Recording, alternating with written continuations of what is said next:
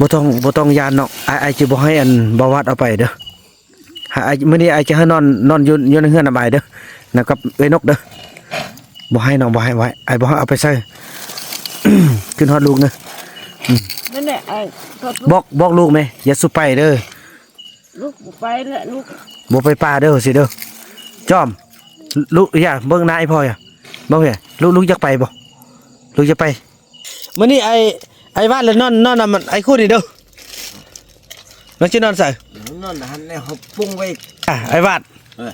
อันบ่ต้องส่วนเด็กน้อยไปป่าเด้ออีต้นเข้าไปพุ่นมันบ่มีข้าวกินเด้อผู้ใดส่วนเด็กน้อยเข้าไปป่าแล้วอาจสิเฮาตำรวจมาจับเลยโอ้อ้ายบ่ได้ว่าไปซึ่งนั้นบ่คันส่วนไปแท้นะฉะนั้นนี่จิบ่ได้ว่าเลยบ่ได้ต้องว่าเลยต้องว่าเลยเท่านั้นแหละบ่คันว่าส่วนเด็กน้อยเข้าป่านะก็ป้าเลยว่าชื่อว่าเขาคันป่าคือคันแหละบ่คันส่วนเด็กน้อยเข้าป่านะเข้าใจบ่เข้าใจแน่บ่เฮ้ยเนี่ยจะไปหายใส่หายน่ะไอ้สิได้หายเฮาน้องไอ้ว่าบ่ให้ส่วนเด็กน้อยเข้าป่าถ้าส่วนอย่าส่วนได้คันส่วนนี่ไอ้เอาตำรวจมาจับเด้อที่ว่าถูกตำรวจมาจับอยู่ใจใช่ใช่จับนี่แหละคันอันจับคือคักก็ได้กันเลยโอ้ยสิจับเฮาเฮ็ดหยังจับคือคักก็ได้เล่นบ่ใช่คันนั้นกันเฮ้ยเนี่ยเป็นนั่นน่ะขอบใจ FC ผู้มีน้ำใจแบ่งปันเหมือนฟ้าบันดาลให้สร้างรายการนี้มาสวยเหลือคนทุกข์คนจนหรือคนด้อยกว่าด้วยแห่งศรัทธาบุญนำพาได้มาร่วมทาง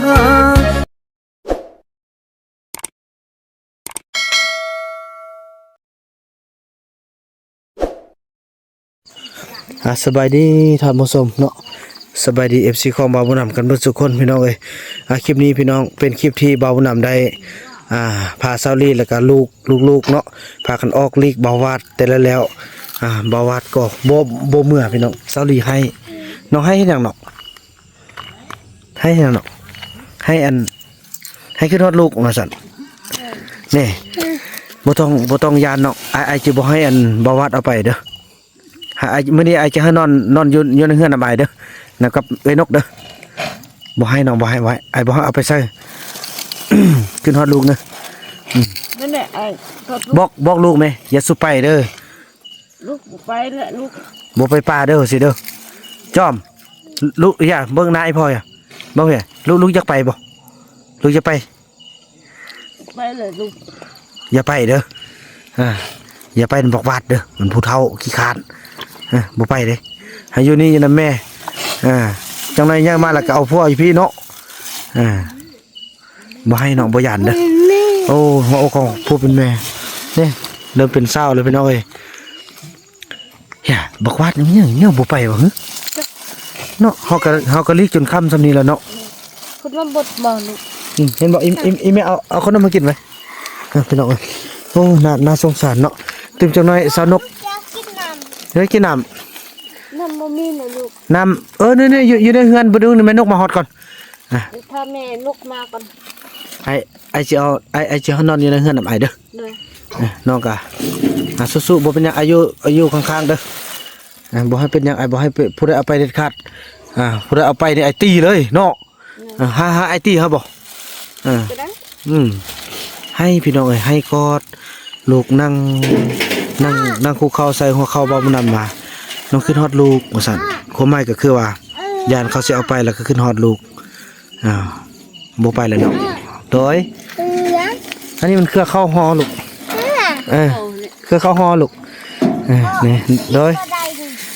บ่ได้เป็นนี่น้องนั่งนี่ท่าแป๊บนึงเด้อถ่ายน้องมักอีมุกเดี๋ยวไปใส่ลงไปเบิ่งหน่อยอีมุกอยู่ใส่แล้วเลยน้องระวังอีมุกเด้ออีมุกก็ส่วนไปก็อีมุกนี่โอ้พี่น้องอีสงสารเนาะก็แต่ว่า เห็นซาวลีเป็นห่วงลูกในครั้งนี้จนให้เลยให้นั่งคุกเข้าใส่นั่งหัวเข้าคุกพื้นใส่กับเข้าบ่าวบุญนำเลยพี่น้องเอ้ยเนาะว่า กินฮอดลูกสั่นหาว่าโอ้ลูกบ่ได้เสียเด้อลูกเลื่อยเอามาไว้นี่ให้พ่อได้ไหมผู้ใดเอาไปพุ่นไอ้ตัวนี้กำลังไปกวดให้แล้วนางก็สลัดเด้ไปกวดเบิ่งน้องมุกแล้วก็คิดที่เอาขนมไปให้บุญรอดอีกพี่น้องเอ้ย ตัดไหม ลูกอย่าตัดลูกกลางคืนเขาบ่ให้ตัดไม้ลูก ค่ะ หน่อย ยาเจ็บ โอ้พี่น้องเอ้ยให้เลย เอาไว้ซะเหรอ น้องมาเอาบุญมีไว้ เอาไว้ซะ เนี่ยเอาไปเถอะท่านลูกไปซะแล้วเนาะ แม่บอกกูบอกบ่มาพวกเขาบ่มาที มันนี่อาจจะไปยังฝั่งอีมุกเด้พี่น้องเอ้ย เจ้านอนนี่ซะ คือชื่อนอนถึงแล้วอันนั้นไหมน้องอันลูกเรา3คนหาขึ้นไปนอนถึงเนาะเอาอีจอไปใส่ ไป แล้ว เยี่ยมล้างตีนไปหากันล้างตีนเด้อ ไป มันเพื่อนเด้อ ไปล้างตีนแล้วขึ้นไปนอนไหมนกไว้ ล้างตีนล้างมือแล้วก็ขึ้นไป ไปลูกไป นอนนอนนำมุกบ่ติดเห่าตี นี่พี่น้องก็ย่านแต่เฮานี่เด้อบาดนี่ตัวหรือว่าย่าเอาเดี๋ยวนี้เฮ็ดซะได้วะไอ้สินอนเฝ้าเขาบอกเขานอนพุ่นเนาะนอนพุ่นไอ้สินอนเฝ้าเอาบ่เนาะ เด้อ บ่อย่า นี่เด้อ บ่อย่าไอ้สิบอกให้บอกวัดเมื่อมื้อนี้เลยเนาะ เด้อ พอมันเนาะเอาบอกวัดเมื่อมื้อนี้เลยเนาะ เด้อ บ่สิบอกก่อน ยันเขาลักไปเป็นลูกสาว แม่นแหละย่านเขาเอาลูกสาวไปเพิ่นว่าเนาะพี่น้องเอ้ยไอ้คุณพี่น้องเอ้ยเนาะเปิดเพลงบ่ได้เดี๋ยวบอกปิดเพลงก่อนไอ้ ด้อยอีลี่นอนนั่นเด้ นั่นแล้ว ป้ามื้อนี้ตะเว้นเดือนคือว่าแดงแท้เดือนน่ะ เดือนเนี่ยออกมาแล้วไอ้ เฮ้ยย่อเดือนแดงแท้มื้อนี้ เออ มันมีอ้าวแท้ก็พี่น้องเอ้ยย่อเป็นบ่เคยเห็นเดือนแดงเลยนี่จักเทื่อพี่น้องเอ้ย โว้ยบ่ได้ตะเว้นแล้วไอ้มันดับแล้วดึกแล้ว กี้ กี้ จรากี้ตุกะโล พี่น้องเอ้ยเป็นยังวะ อันกี้แล้วเขาอันจุดอันย่างนะเขางักงันแล้วก็ออกมาดินี่ ป้า กี้ออกมาคนตาย คนตายก็ออกมาคนชูคนตาย ว่า เขาสร้างเฮ็ดเนี่ย เน่ะ เป็น เขาสร้างเฮ็ดเขางักงันเขาบ่ได้พิษคนย่างแหละเอา ป้าโต แม่เนี่ย อันนี้ปลาดุกพุ่นเอามา อีกคุณเนี่ยไปซื้อเอา โอ้เก่งมื้อสิไปป้า มันขึ้นนี่เนี่ย มื้ออื่นหรือว่ามื้อนี้ มันขึ้น ไปมื้อคืนนี้เลย มันขึ้นไปโซนนี่น่ะ โอ้เก่งแท้กินเด้อ เออ มืออื่นจังหวะ น้องติ๊กกินบ่มักน้ำใหญ่ น้องกินแล้ว เจ้าบ่ได้ซื้อเอามาอันนี้นะมันลายโอ้ บ่ได้ซื้อโอ้ เจ้ามีเงินลายโอ้ เนาะโอ้สาธุ กินข้าวจะชื่อเลย อันนั้นห่านเขาปิดเนาะเขาไปดอง ไปดู เป็นมื้ออื่นก่อนเนาะ มื้ออื่นเนาะ เขาไปดองนะแล้วเขาปิดห่านเนาะ อื่นไปกินน้ำเข้ากัน บ่เอ้าเฮาว่าสิไปป่ามื้ออื่น ไป นี่มื้อนี้ไอ้บ้านแล้วนอนน่ะมันไอ้คู่นี่เด้อน้องสินอนใส่ นั่นหันเนี่ยเขาปรุงไว้ทุ่งหัน โอ้ หัน นอน นั่นน่ะ เขานั่น เอื้อยอี ทำ มี พีดหัน บ่เอ้ยมีเด็กน้อยนอน เด็กน้อยนอน กับอีเต้าอียงอีจอมนอนบ่ นอนหั่น มันนี่ก็ได้แม่นกินกว้างก็เขาจะเอามาประหุ้มนี้เขานี่เขาบ่มีประหุ้มนี่นะ อืม เอาน้ำอ้ายหั่นก็ได้ประหุ้มเขายองไว้บนเทิงหั่นแน่ เนอ เออ ย่องแล้ว บ่ต้องยกน้องหยัดตุ้น ยอกกันแล้วย่าไอ้บาด เออ อันบ่ต้องส่วนเด็กน้อยไปป้าเด้ออยู่ที่ต้นเข้าไปพุ่นมันบ่มีข้าวกินเด้อ บ่ได้ไปป้าแท้ อย่า ตอนนี้มื้อแล้วเขาลงมา บ่เด็กน้อยน่ะอย่าส่วนเข้าไปเด้อ เออ คันผู้ใดส่วนเด็กน้อยเข้าไปป้าแล้วอาจสิเฮาตำรวจมาจับเลย โอ้อ้ายบ่ได้เว้าไปซึ่งนั้น บ่คันส่วนไปแทนนะเขาว่าเขาสิปรุงเฮือนหั่นแล้วบ่นึงส่วนผู้นี้ไปป้าแล้วเขามาอยู่เจ้านายมาอยู่บ่มีคนอยู่บ่ปลุกกับเขาบ่ได้เฮือน เนาะติ๊กเนาะเราบ่ต้องเข้าไปเด้อบ่ต้องส่วนเขาเด้อสิส่วนเขาเด้อหรือว่าบ่ส่วนบ่ เฮ้ย สิส่วนเด็กน้อยไปป้าบ่ส่วนติ บ่สวด เก่งอย่าส่วนเด้อคันส่วนแล้วอาจสิเอาตำรวจจับเอาบ่เข้าไปป้าเลยไปอยู่คุกเลย นั่นได้ อันรู้จักเลยแล้วปานหนาวคือน้ำนองเด้ หึ น้องจิกขับลองจิกแองลอง จับบ่แม่นตำรวจจับบ่แม่นรถจักรตำรวจจับมัดมือมัดตีนไว้คุก เอ้ยฉะนั้นนี่จิบ่ต้องเว้าเลยบ่ต้องเว้าเลยต้องเว้าเลยเท่านั้นแหละ บ่คันว่าส่วนเด็กน้อยเขาป้านะ ก็ป้าเลยว่าชื่อเว้าเขากันป้าคือกันแหละ บ่คันส่วนเด็กน้อยเขาป้านะ เข้าใจบ่เข้าใจแน่ บ่ เฮ้ยเนี่ยจะไปหายใส่อายหายนะอายสิได้หายเฮาน้องอายว่าบ่ให้ส่วนเด็กน้อยเขาป้าถ้าส่วน ไอ้บุญนำกินเหล้าปิดชินี่บ่ต้องทำหามัน อย่าส่วนได้คันส่วนนี่อายเอาตำรวจมาจับเด้อ ที่ว่าตัวตำรวจมาจับอยู่ใจใช่ใช่ จับนี่แหละคันอัน จับคือคักก็ได้กันเลย โอ้ยสิจับเฮาเฮ็ดหยัง จับคือคักก็ได้เล่นบ่ใช่คะแนนกัน เฮ้ยเนี่ยเป็นนั่นน่ะ แล้วก็บอกว่าฉันนั่นแหละโอ้ บ่ต้องได้ควันเนาะ อืม กินของกินเห โอ้ ล้าแหละ อันนี้แหละกินเหล้าน่ะเขาว่าสิกินเหล้าหลาย บ่ได้กินเหล้านี่กินเบียร์ฮะเนี่ย น่ะเหล้ามื้อซวยนี่ไปซะหมด โอ้บ่มีเหล้าแหละกินเบียร์ ยัน กี่อันน่ะเอาน้องไปพักผ่อนแล้วน้องโอ้ ว่าเหล้าบ่แม่นเหล้านี่ได้เบียร์ แน่อย่าโซหายอายเด้อคันหายอายละอายขี้ยานเด้ออายขี้ยานเด้ อุ้ย เอ้ย เจ้าว่ายานเฮาก็บ่ยานคือกันแหละ เออ คนนำกันแล้วก็บ่ยานแห เด้ ละ ต้องเฮ็ดสินี่อายาน เว้ยบ่ยานแหละ เออ ยันบ่ได้อันนี้อันนั้นบ่ได้เอาผ้าบ่ได้ยอกอันนี้ยอกกะนังบ่ได้พันอันนี้พันอันนั้นแหละ แต่เว้าหายแบบเมื่อกี้เป็นแต่ยานเนาะ ไปซื่อๆแหละ คุณเนาะ ไปยอกไปนั้นยังม่วนดี เออว่ายอกกันแมันบ่ เออ เออโอ้พี่น้องจะได้เซฟตัวไว้หลายๆพี่น้องเอ้ยโอ้ อันเฮ็ด บ่ได้ กัน บ่ได้ นี่บ่ดีบาป แม่นแหละบาปเนาะบาป บาป อันยอกนำกันนี่ยังดีคักอาทิตย์ยังม่วน โอ้พี่น้องเอ้ยอาจจะได้เซฟตัวเองไว้ให้ดี ทุกอย่างบ่มีหยังแน่นอน เนาะติ๊กเนาะ กินเบียร์นี่ก็บ่แซ่บสำปานนี้ เป็ดเหนี่ยวบ่แซ่บ ข้าวเหนียวติ ข้าวเหนียว เขาสิออกมาที่พุ่นนี่บ่ บ่ฮู้นำแล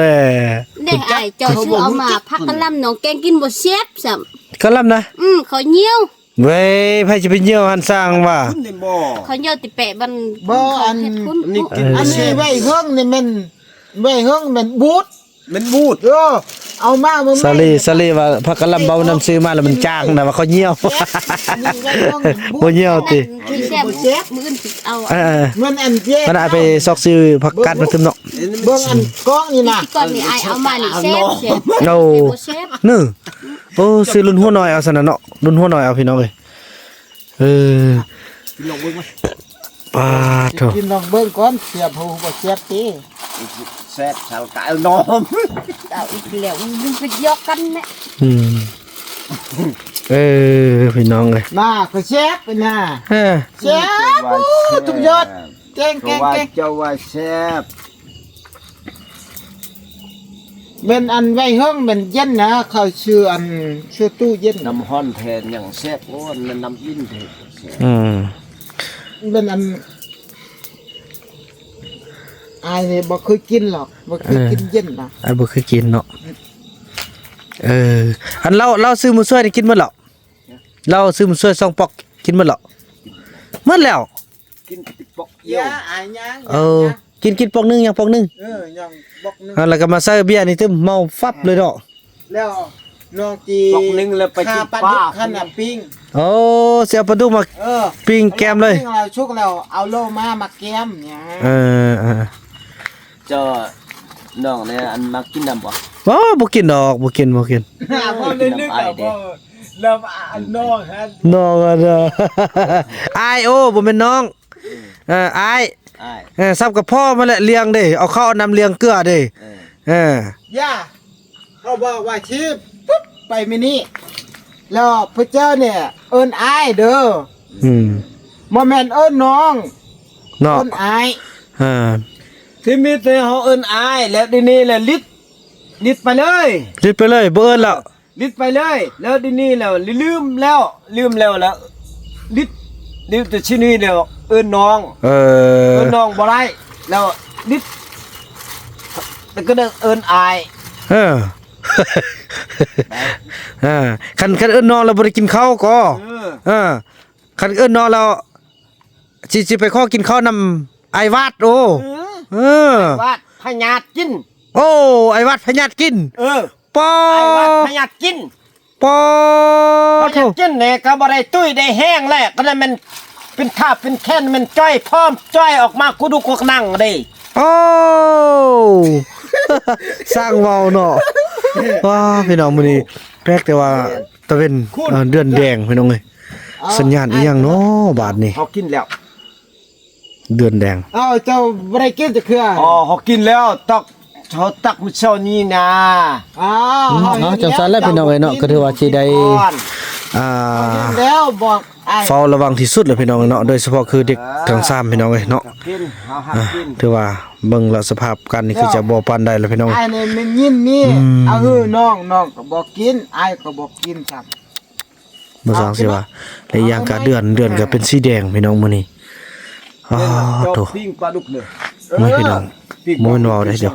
เห็นหน่อยหนึงแล้วเด้อเห็นบ่ ดูเดียวโอ้ เดือนแดงพี่น้องมื้อนี้บ่ฮู้ว่าเป็นหยังเห็นบ่เดือนครึ่งเดียวเด้พี่น้องเอ้ยฮะแล้วว่ามันจะพาไปเบิ่งกัน อื่น เนาะ แล้ว ไปเบิ่งเด้อพี่น้องเอ้ยมันเป็นจะมีอีหยังเกิดขึ้นวะปกติเดือนบ่เคยแดงเลยนี่จักเทื่อพี่น้องเอ้ยแม่เด้อ บ่แม่น